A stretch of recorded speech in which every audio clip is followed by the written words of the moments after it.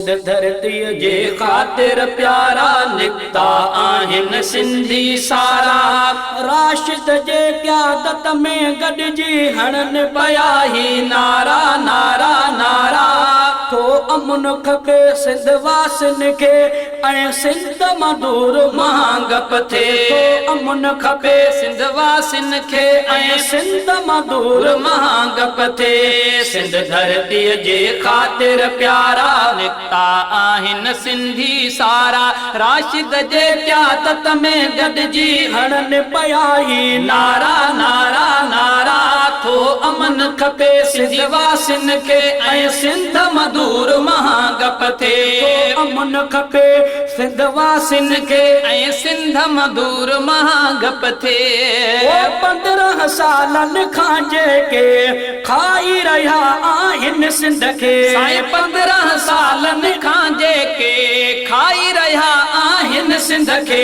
15 सालनि खां जेके खाई रहिया आहिनि सिंध खे। तिन खां हिसाब वठण रोडनि ते आया सिंधी सारा सारा सारा। थो अमन खपे सिंध वासिन खे ऐं सिंध मधुर महागप थे। थो अमन खपे सिंध वासिन खे ऐं सिंध मधुर महागप थे।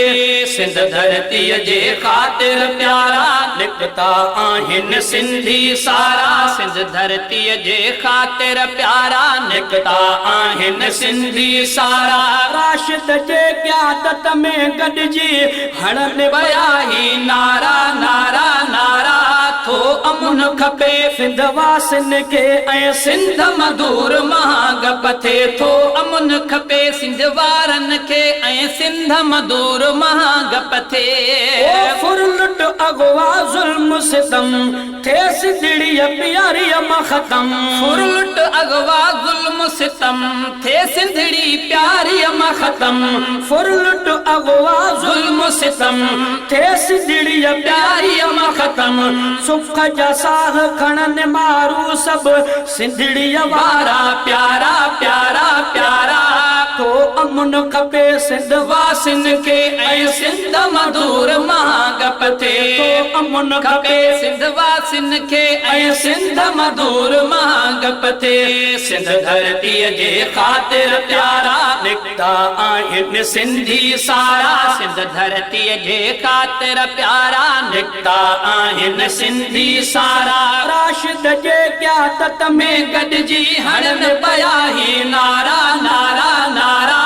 थो अमुन खपे सिंध वासिन खे ऐं सिंध मधुर महागप थे। थो अमुन खपे सिंध वासिन खे ऐं सिंध मधुर महागप थे।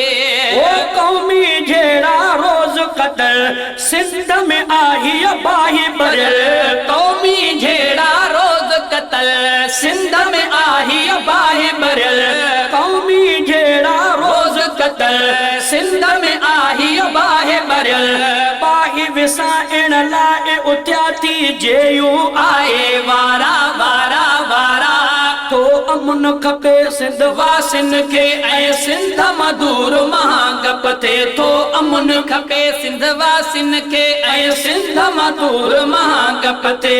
सिंध धरतीअ जे ख़ातिर प्यारा निकिता आहिनि सिंधी सारा। सिंध धरतीअ जे ख़ातिर प्यारा निकिता आहिनि सिंधी सारा। राशिद जे क़यादत में गॾिजी हणनि पिया ही नारा नारा नारा।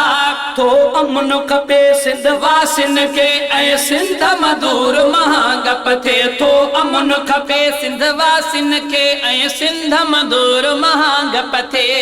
इंशा अल्लाह ईंदो अमुन सुरहो थींदो सिंध जो चमन। इंशा अल्लाह ईंदो अमुन सुरहो थींदो सिंध जो चमन। इंशा अल्लाह ईंदो अमुन सुरहो थींदो सिंध जो चमन। शेख कदीर अमुन मार्च सां मिलंदा चाहे जा चारा चारा चारा। थो अमुन खपे सिंध वासिन खे ऐं सिंध मधुर महागप महागपते हो अमुन खपे सिंध वासिन खे ऐं सिंध मधुर महागपते सिंध धरतीअ जे ख़ातिर प्यारा निकिता आहिनि सिंधी सारा सिंध धरतीअ जे ख़ातिर प्यारा निकिता आहिनि सिंधी सारा राशिद जे क़यादत में गॾिजी हणनि पिया